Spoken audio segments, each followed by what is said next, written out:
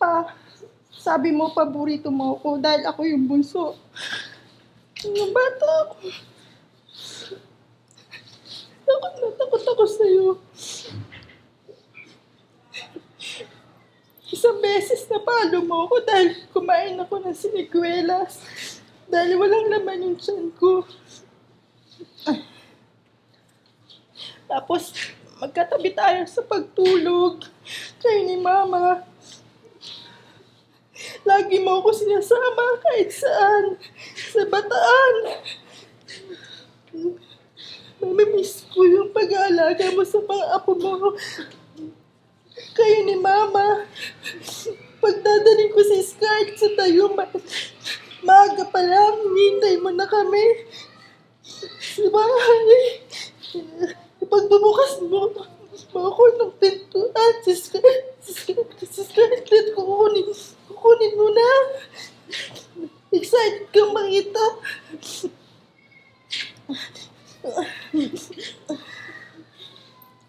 Tapos pag niyayaya ka namin kahit saan, lagi kang sumasama, pinupuntahan. Hindi ka tumatanggi. Wala na kami isi-celebrate na birthdays. Nakasama ka. Mas lahat ng occasion.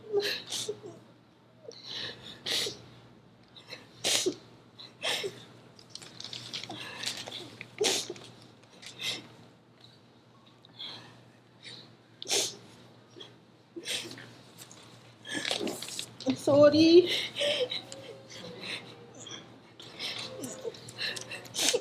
Nawala ako sa tabi mo nung nawala ka. Kasi alam mo siguro, hindi ko kakayanin.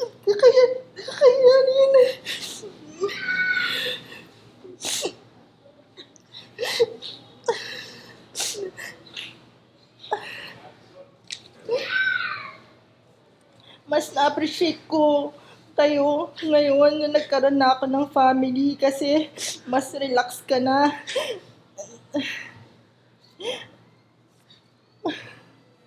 Nabibiro na kita, hindi ka tulad dati, napaka-strict mo. Pag pinapainom mo si Chris sa bahay, nagagalit ako sa'yo dahil lagi mo siyang pinapainom. Yun lang pala, naglalambing ka sa kanya para makakwentuhan mo siya.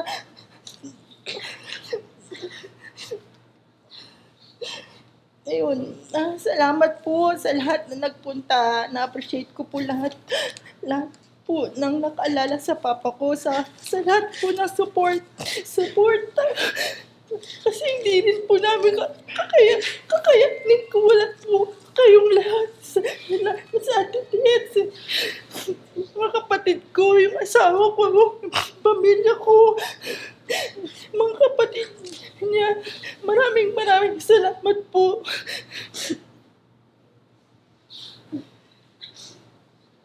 Very selfless po siya.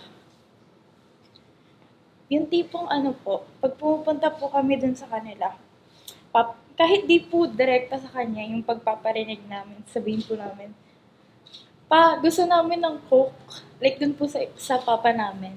Pero po si Papa Demi, magugulat na lang po kami lalabas na, tapos may dala na pong Coke.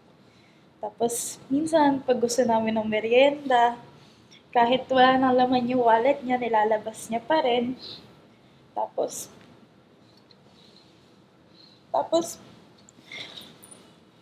every time na mananalo siya sa karera, palagi siyang tatawag, tapos mag-aaya na, tara kain tayo sa labas kasi mahilig siya kumain sa labas. Tapos, nung bata ako, palagi niya akong sinusundo gamit yung owner. Tapos, palagi niya akong ipapasyal pag hapon. Bibilan niya ako ng laruan na lutu-lutuan. Tapos, pipitas niya ako ng dahon paggabi. Tapos, minsan, uutusan ko pa si Papa. Sabihin ko, Pa, kuha mo ako ng honey, yung dun sa tindahan nila. Bibigay naman niya. Yung regret ko nung nagkaroon siya ng sakit is hindi ko na siya masyadong nabisita. Kasi, parang may hope pa ako na kaya niya pang lumakas. Na parang, sige, sa susunod ko na bibisitahin si Papa Demi kasi may next time naman eh. Pero turns out, wala na.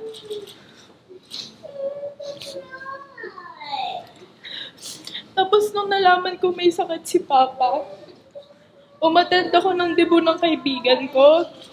Nakita ko, sinasayaw niya yung lolo niya. Naiiyak na lang ako kasi iniisip ko may oras pa ba akong gawin yun para kay Papa. Kaya nga nung birthday ko, nakikita ko na last month lang yun. Actually, nakikita ko na humihina na si Papa. Kaya nagpe-pray ako kay Lord na nagpe-pray ako na, Lord, sana regalo mo na lang sa akin is wag siya kunin, lalo na sa birth month ko. Dapat pala yung mga dasal ko mas specific kasi the month after ng birthday ko, kinuha na si Papa. Iba rin talaga yung pagmamahal ni Papa eh, kasi kahit hirap na siya noon, nung birthday ko, kinuha niya lahat ng lakas na loob niya para lang mag-ready. Kasi 18th birthday ko yun. Yun yung pinaka-special na birthday dapat. Yung tipong nag-ready siya agad, tapos sobrang excited niya pa nun. Kwento pa sa akin nila Papa nun. Kahit gabi daw, nung nakita niya daw yung kotse nila Papa, tinuturo niya daw agad. Tapos nakangiti lang siya nun, kahit alam kong hirap na hirap siya. Hindi ko man lang siya nasayaw ng 80 roses ko. Kasi yun yung pinaka gusto kong gawin bago siya mawala. Kasi hindi ko na alam kung may time pa ba ako gawin yun. Ayun nga. Tapos, nung first time yung ma-admit dun sa hospital nun, nagkaroon pa kami ng tampuhan. Naalala ko, umalis pa ako ng hospital nung time na yun. Tapos, pagkabalik ko, pinapagalitan pa ako ni Papa. Hindi para sa sake niya, pero para sa sake ni Mama. Sinasabi niya, Elisha, marami nang pinagdadaanan, Mama mo, marami na siyang bitbit. Maawa ka naman sa kanya. Sinasabi niya nga kay Mama minsan. Sinasabi niya nga sa amin na minsan na nahihiya na siya kay Mama. Kasi nga, feel ko ayaw niya rin na na maging ganun. Kasi gustong-gusto niyang lumaban talaga eh. Sinasabi niya pa gusto niya pang makita si Scarlett magdalaga. Tapos ayun, nung huling punta namin nun, huling visit namin nun sa hospital, kasama pa si Mommy nun. Tapos, iba na yung tingin ni Papa nun eh. Siya kasi yung tipong taong mahilig sa mga bisita. Kaya thank you po sa pagbisita sa kanya. Kasi alam ko natutuwa siya ngayon na nag-gather po tayong lahat para sa kanya. Pero nung time po na yun na binisita namin siya, iba na po yung tingin niya eh. Kahit lahat po kami tinignan niya. Tapos kahit ako na nasa likod niya, talagang sinadya niya pang tignan. Kasi para bang tinitignan niya na yung last moments ng time na yun. Kasi yung pinaka-last na bisita ko dun sa bahay nila, nagtampo pa ako nun. Kaya hindi na ako nakapagpaalam ng maayos. Nung nalaman kong nawala si Papa, nasa school ako nun. Kaya hindi ko rin siya mabisita. Kaya ang dami ko talagang regrets. Kasi ilang beses akong may chance para makapagpaalam pero hindi ko yun kinuha. Yun lang. Alam ko naman na pag magkukwento kayo about kay Papa, sasabihin niyo lang na palagi siyang selfless. Which is, gano'n naman po talaga siya. Talagang kahit onti lang meron siya, binibigay niya yung lahat. Kaya thank you po kasi nakikita ko na yung impact po ni Papa Demi malaki. Na naging mabuting tao po siya sa inyo. Hindi lang po sa aming pamilya, kundi sa mga kaibigan, sa mga kamag-anak, sa lahat na lang po ng kakilala niya. Talaga po mabait si Papa Demi kahit minsan po mukha siyang seryoso. Yan lang po. Nalala ko pa nung araw na nalilingit pa sila. Napapalo ko pa siya. Kasi lagi siyang nag-escape sa high school. Pero napakabait niya. Maalalahanin. Kahit na ganyan siya talagang hindi mawawala yung kanya. Yung kanya kabayo.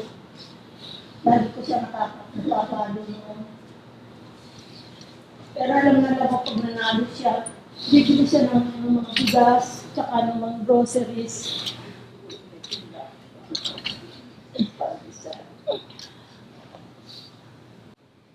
Kasi alam niya, wala naman kami talagang dahil naulila kami maaga kami naulila sa nanay namin. Second year high school lang ako noon. 7 kami, magkakapatid kanya. Malilingit pa sila, elementary pa lang sila.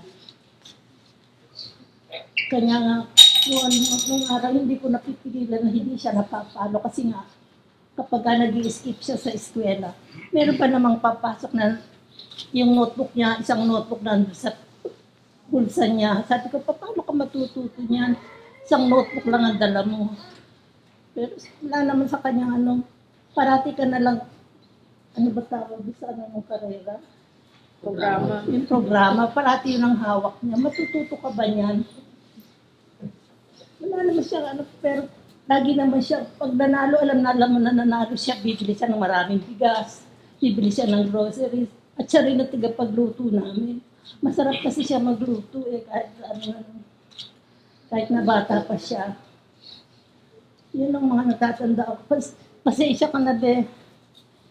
Pasensya ka na kung anong araw napapalo kita. Pero mahal ko kayo lahat mga kapatid ko. Salamat. Hello po. I just want to say thank you for coming sa sa Burol at sa Dabayan ni Papa Demi. Malayo po kami pero every time now we go back here for holiday, lagi po namin siya binibisita. And pag lagi po namin siyang binibisita sila Mami Belia, lagi po nag-aabang si Papa Demi sa harap po nila. So that's when we know that lagi talaga siya naghihintay sa amin. Like, he's always looking forward to see us. Kami po, kasi siya malayo po kami. Minsan lang po namin siya nakikita. Nakita lang po namin siya sa video call. Tapos, every time, yung bata po kami especially, lagi po niya kaming tinitreat sa labas. Kasi alam po niya na kung ano pong gusto po namin. Kasi nikwento po nila mama na, kunyari, gusto po namin ng mga sizzling steak, ganun po. Lagi po niya kaming one time na dyan sa kanto, kahit mura lang po, na-appreciate po namin na she's always thinking na magugustuhan po namin pagkain. Tapos, one time po, most of the time po sa SM para kumain po sa labas. Kasi yung po lagi niyang gusto kumain sa labas po kami nila Mami Belia. Kahit wala po silang, kundi lang po yung pera nila, tinitreat pa rin kami. Ganun po. Tapos, I just want to say thank you po sa kanya at na lagi po kaming tinitreat. Lagi po niya kaming inaalagaan. Kasi po yung bala po kami. Yun po. Thank you po. Thank you po for coming. Naging napakalaking tulong at kasi mahal na mahal ko si Uncle Bebe. Walang bukang bibig, laging Uncle Bebe. Kasi siya yung nandito, si Uncle Boy naman. Medyo naman na tao, introvert. Doon nga rin kasi lagi gusto ko siyang dalawin kasi napakalapit ng opisina namin doon sa hospital. Nagkaroon lang ako ng lapses na hindi ko man lang pinilit yung sarili kong pumunta. Although, lagi kong iniisip na pupunta. Hanggang last time na sabi naman ni Malu, hintay na lang yung last day ni Uncle Webby na antibiotics. Kaya sabi ko sa bahay na lang. So I offered naman yung cute na mini oxygen na sabi ko meron ditong tangke, baka kailangan ni Uncle Bebe. So that was Saturday nung nung pagkalabas, pag dinala ko agad yun, nakita ko naman, hindi naman sila nag-atubiling bumili ng electric oxygen. Kaya sabi ko, tinago ko na. So, nakita ko naman na malaking tulong yung oxygen sa kanya. Pero that time, parang nakapikit lang siya eh. Kaya nag-decide kaming mag-call ng priest. Yun nga, sabi niya, ready ba ang family to have an viaticum na sacrament? Sabi ko, okay naman po, Father. Yun din yung sinabi ko last time na lumakas din siya eh.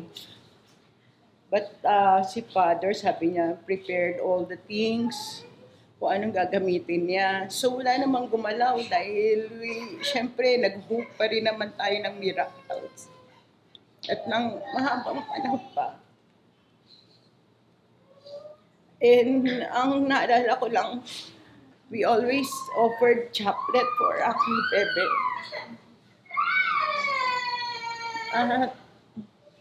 Siguro ang maipababaon ko natin, yung pagmamahal at pagdarasal para sa kanya. Yung pala naalala ko nung malakas pa siya, bago pa siya ikimo, nung nadalaw ko siya, dinadalaw ko rin siya noon sa bahay. Lagi niya sinasabi, nahihirapan ako. Sabi ko lang, wala pa yung chemo hindi pa siya kinikimo, hindi pa siya i-radiation. Sabi ko, baka makakatulong yan, yung binibigyan namin siya ng hope, para lumakas yung loob niya na lumaban. Kaya lang, siguro it's time God calls him to be with him. And masasabi ko lang kay Uncle Bebe, rest in peace, at lagi namin ikaw maaalala sa aming pagdarasal. Yun lamang po. Hi, Papa Demi. Until now, di pa rin nagsisink in sa akin na wala nang sasalubong sa amin pag bibisita kami.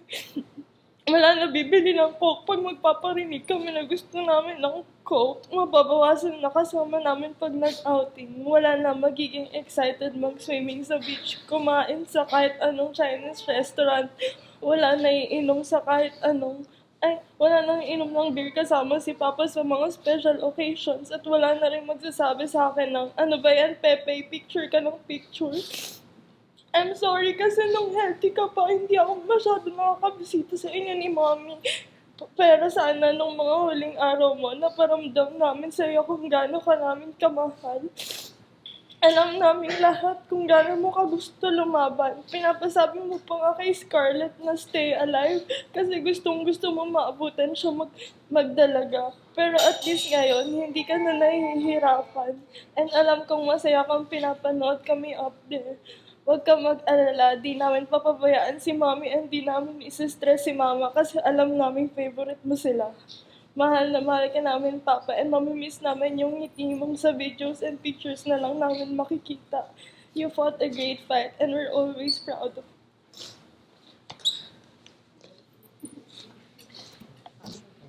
Sandali lang. Kasi yung linggo na nagsisimba kami, meron kami mga chapel, karma sa chapel. Dadaanan ko siya pagkatapos. Sabi ko, okay, kamusta ka na? Eto, sabi niya ganyan.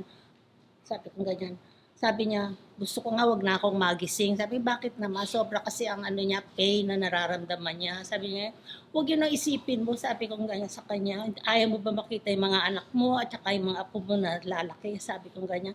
Pagdasal tayo, pagdasal natin na ano na humaba pa yung buhay mo. I was really hoping na makaabot mo lang siya ng Christmas, ganyan. Pero napadali siya, kaya hindi. Sabi ko, Obe, ngayon wala ka ng pain. Kahit masakit sa amin na malis ka na, kaya lang, isama mo na rin sana yung mga sakit naming lahat para naman maging normal na rin ang buhay namin. Kasi lalo na ako, hindi ako masyado makakilos. Sabi niya, kahit na gano'n siya, inaalala pa rin niya ako, ano ate, sabi niya ganyan. Sabi ko, ito masakit pa rin talaga yung mga ano ko, yung balak ko. Sabi ko ganyan sa kanya. Ikaw magpalakas ka. Sabi niya ganyan. Gusto ko nga wag na ako magising. Sabi ko, wag yun na isipin mo. Sabi ko ngayon sa kanya, isipin mo, lumakas ka. Pagdasal tayo na ganyan sa kanya na humaba pa yung buhay mo para sa mga anak mo, sa mga apo mo, para makita mo yung paglaki nila. Ganyan. Wag yung iisipin mo, wag ka nang magising. Sabi ko ngayon sa kanya. Kasi nga, nararamdaman na talagang lagi niyang hinahaplos yung kanyang dibdib na talagang masakit, nasasaktan siya. Ngayon, wala ka ng pain, be. Salamat po. Just want to say thank you guys for coming.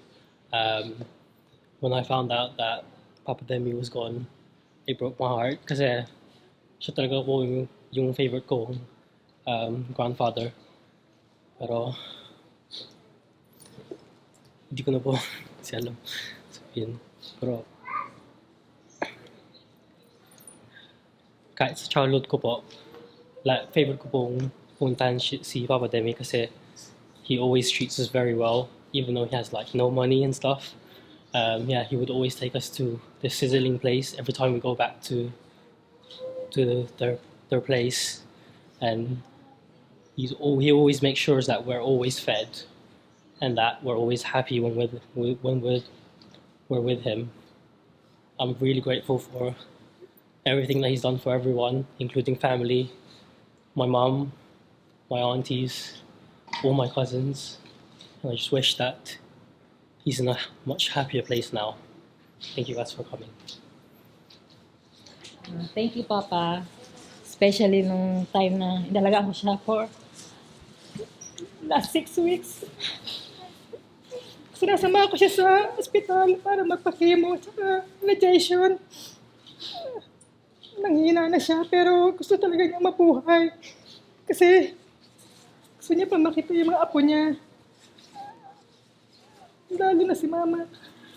Kahit lagi sila nag-aaway, pero kahit lagi sila nag-aaway, palagi sila magkasama.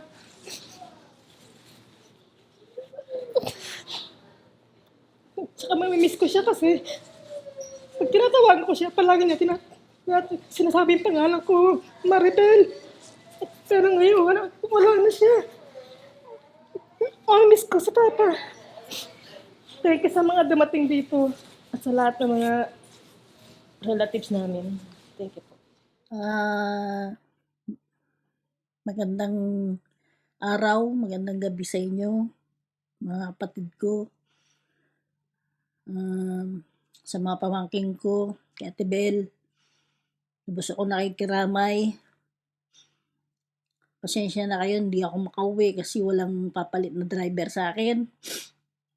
May pasok pa kasi kami. Ngayon nga,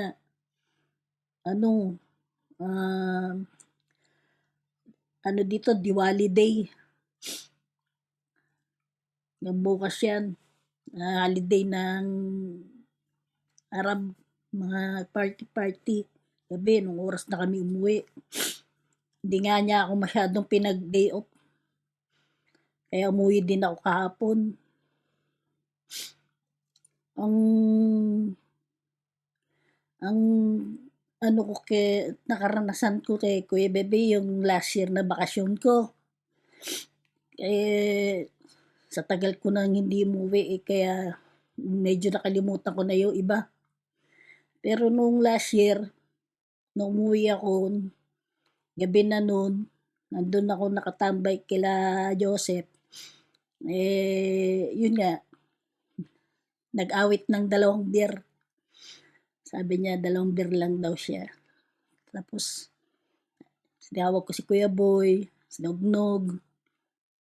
Inom kami, tiki-tiki 1 beer. Sila, Nognog 2. Ako 1 beer lang ako, hindi na ako naiinom eh. Pinagbigyan ko lang. Sabi ko, mataba si Kuya Bebe noon. Hindi mo nga akalain na gano'n ang hindi mo akalain. Mataba siya na, alam mo walang sakit, gano'n. Yung biglaan talaga ang tao. Pag hindi ka nagpapa-check up regularly, yan. Sabi ko nga si Kuya Boy, dapat si Kuya Boy ang magpataba eh.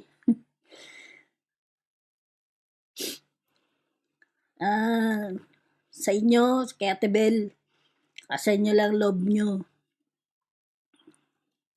Nasa kamay na ng Panginoon si Kuya Bebe. Bigay na natin. Yun lang. Salamat. Talaga. Ang ginawa ko kabukasan, mag-test, bumili ako ng lugaw. Sabi ko, pakakain ko si Bebe, pakakain. Sabi ko kay Jerome, pagkakain natin, pakakain natin si Uncle Bebe mo dahil hindi pa siya kumakain. Buong araw hindi siya kumain. So, pagkatapos kumain, sabi ko, Jerome, hindi ka, dala-dala ko ang lugaw. At sabi ko, Jerome, ipubo siya.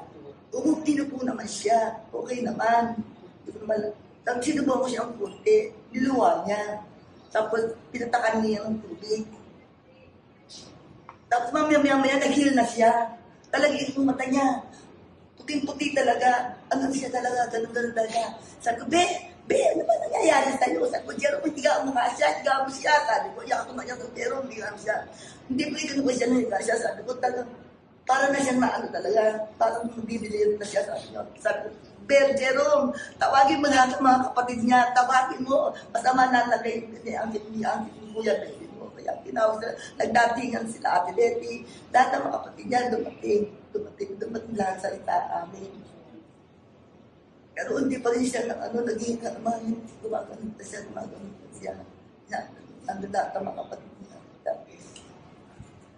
Kaya sabi ko, antayin mo naman antayin mo naman ang anak mo. Darating ang anak mo, antayin mo. Darating nga yung 2 anak ko. Sabi ko, kailan siya ng ganyan? Dumating mga niya, si Tete, si Ate Letty, lahat, dumating ang mga kapatid niya. Doon na nga siya. Pero maligaya ko lang ang pagkamatay niya. Parang natutulog lang siya. Siya, dumating anak mo si Marilu, akala niya buhay pa. Kaya nagmamadali siya. Talagang ayaw ibigay ng anak ko. Ang papa niya, natutulog lang ang papa niya. Baka natutulog lang. Yan. Kaya habang buhay na hindi papa niya. I love you. I mean, kasi ako Papa Bear. He's observant. I remember Mabin speaking sa expressway. Parang every time na papalo ng 100, 100 ka na, may mamumuli sa atin. Every time. Ginaganon ako ni Malu. Gano'n si Papa. And then, medyo nervyoso din yan eh. Papa. One time, he had a bike accident. Nagkaroon siya ng kasugat. No? Dumating kami dun sa bahay, nakabandit. Sabi niya, pating na mo nga yung sugat mo. Tinanggal niya, no? Sabi ko pa, parang malaki yung sugat mo. Hindi mo, kami yan. Sabi niya, sabi ko, Malu, malaki yung sugat ng papa mo. Kailangan ipatahin. So went up, kumain si Papa, dito sa ospital. Medyo high blood eh. So medyo tumaas ang BP. Hindi nga sabi, tatahiin. So tinahi. No? And then one time, ako naman, napansin niya, Chris, may bukol ka sa ulo ha. May cyst ka. Hindi po, okay lang po yan. Nasabi ni Malu, pinabubiyan ka ni Papa. mean, nagpa-check up ako, ganun din, inoperahan ako. I mean, we had fun times with Papa Denny. Nakakalungkot. There's already a void. I lost my biological father. I lost my second father. Wala na akong kasamang magse-celebrate ng Father's Day. Wala na akong kasamang mag-order ng beer. Kasi each time we have dinner, ayaw ko pa inumin ni Maliw eh. Si Papa Baby siya yung sisita. Order tayo. Fine, simple. Happy to see heaven now. Happy to be pain-free, but there's no way. Kasi wala na siya. Sa bahay, of course.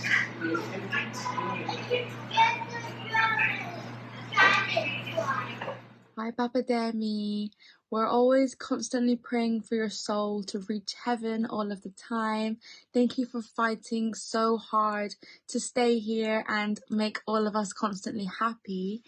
And thank you for being a really great granddad and a dad to our mums. And we hope that your soul can rest in peace out in heaven. We love you. Make sure you finish it. Alam mo, mahal na namin siya. Do you love this? Hindi namin siya pinabayaran ng isang sandali. I want. Especially yung kapatid si Malu kawawa na I want the snowman. si Malu kasi yung nagkita talaga sa papa ko. I want this.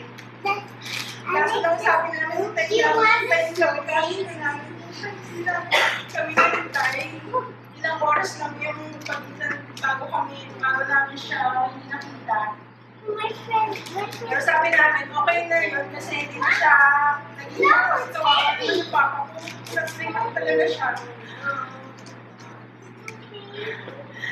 At least ngayon, nakita ko yung mukha niya kahapon. Happy naman, okay naman yung mukha niya. Hindi naman siya, alam yun, malungkot kasi alam niya na mahal talaga namin siya. Sana maging happy din siya sa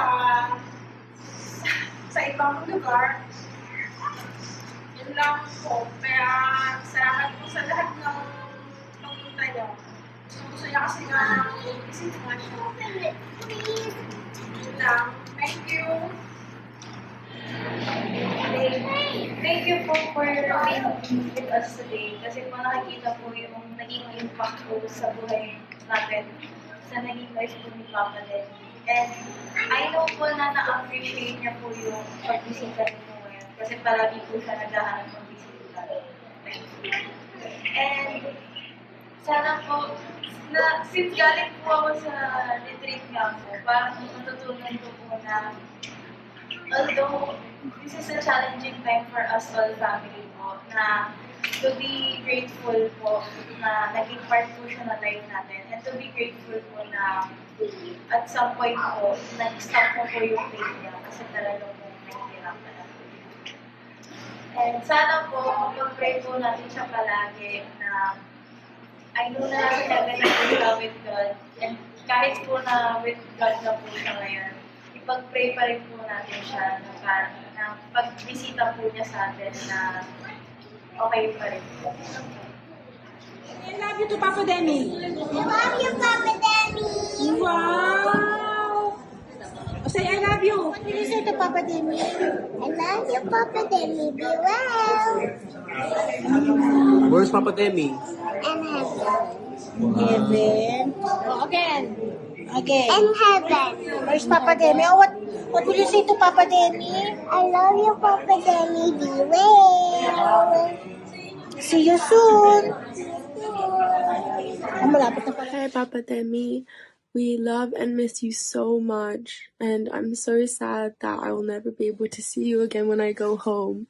It really is true when they say that you don't know how much you miss someone until they're gone. Hopefully now though you're in a better place and at peace without any suffering or pain. Thank you for fighting, and thank you for trying your hardest to stay with us. But rest assured, we will all miss you. But yeah, I hope you're in a better place now. I'll hopefully visit you soon. Kamusta Mama Belly and all the other relatives back in the Philippines? I hope all is well, and I want you to know that we're always here to support you. Thank you, Mama Belia, Tita Malu, Tita Bell Bell, Mom, and everyone else who has helped Papa Demi in these hard times. I know it's going to be an adjustment, but we are here to help. You'll always be in our prayers, no matter what. And I love you, Papa Demi. Rest in paradise. Just like what Leon mentioned, we would like to tell you that we will support you, especially Mama Belia. Whatever you need, Mama Belia, just let us know. And I'm sure Malu, Bel Bel, and Tina will be always there to help you as well. Also, I want to thank Malu, Chris, and family for looking after Papa Demi while Bel Bel and Tina is not around. It's a big help for us mentally and emotionally na nandun ka sa tabi ni Papa Demi in those hard times. So now, hopefully, nabigay na natin ng attention to Mama Belia naman. I'm sure she will be okay. Pero sana we're all behind her in these sad times. I want to thank also sa mga other relatives na tumulong kay Papa Demi, dun sa nag-aalaga sa kanya, lalo na rin sa mga tumulong financially in this time. So, all you want to say is, Mama Belia, you're always in our prayers. Sana hindi ka masyadong malulungkot. I'm sure you will bounce back to this. Nandito kami para tulungan ka. Sana makita ka namin dito sa UK. Hopefully, you can join us here in UK kahit sandali lang. So we promise to look after you naman. And that's it. So hope everybody is fine, and hope we're gonna see each other soon. Bye. Kami. Siguro masasabi kong favorite ni Uncle Becky si Mama ko. Kasi pag mananalo yun sa arena, talaga binibigay niya si Mama. Patago. Siguro alam ni Tita Bel yun na ibigay pa kay Mama ko. Patago talaga. Basta lagi niyang, basta may pagkain siya, ibibigay niya kay Mama. Siguro dahil sa bunso si Mama ko. Tapos, yung sobrang hirap sa buhay. Eh si Uncle Bebe, pag may pera yun, pag meron siya, binibigay niya talaga kay Mama ko. Talagang namulat talaga ako doon na itatago niya, na patago talaga, ibibigay niya sa Mama ko. Tapos nagkasalamak kami. Pag hindi nagtitinda kapatid ko, galit na galit. Di ka na naman nagtinda, Joseph, ganyan. Pag sa kapatid kay Arnold, pag medyo may nagagalit siya kasi ayaw niya na may naapit sa amin din kasi ulila na nga kami. Kumbaga, siya na rin naging father namin kasi lang katabi namin. Pag may pagkain yun, binibigay sa wala lang akong maano. Basta namulatan ko siya na minahan niya talaga sobra yung mama ko kasi kahit konting bagay, yung isusubo na lang niya, bibigyan niya talaga kay Mama ko. Kaya hindi ko talaga yung makakalimutan kahit maliit pa lang ako.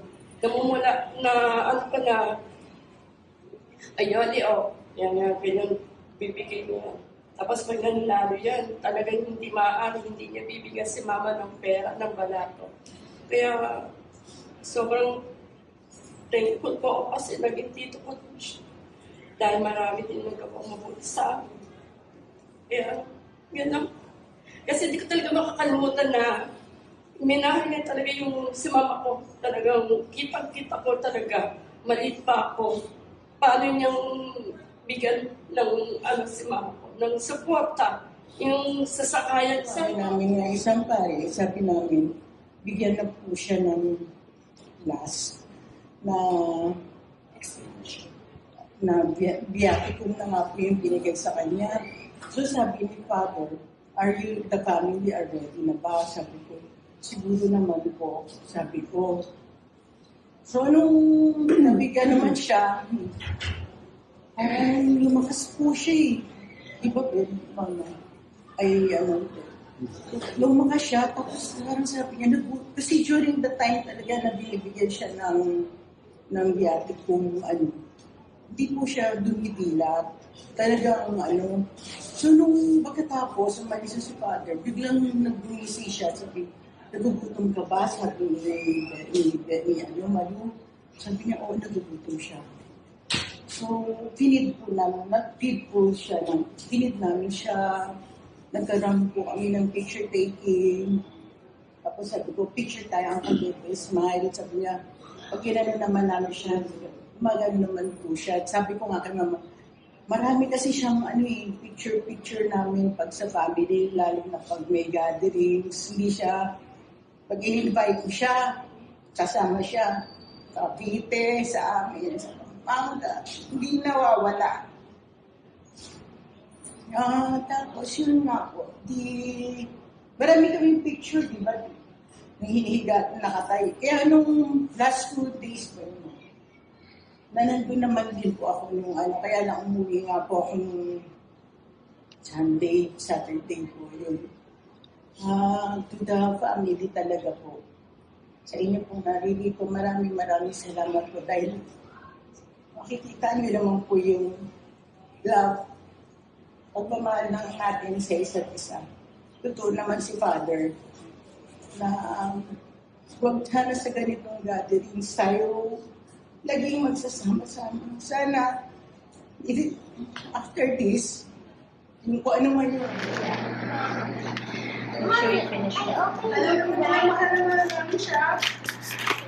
Hindi namin siya pinabayaran ng sa dali. Especially yung pag-things, magkawawa na siya. I want the snowman. Siguro kasi yung nagkirap talaga sa papa ko. I want this. Kaso lang sabi namin, kami ilang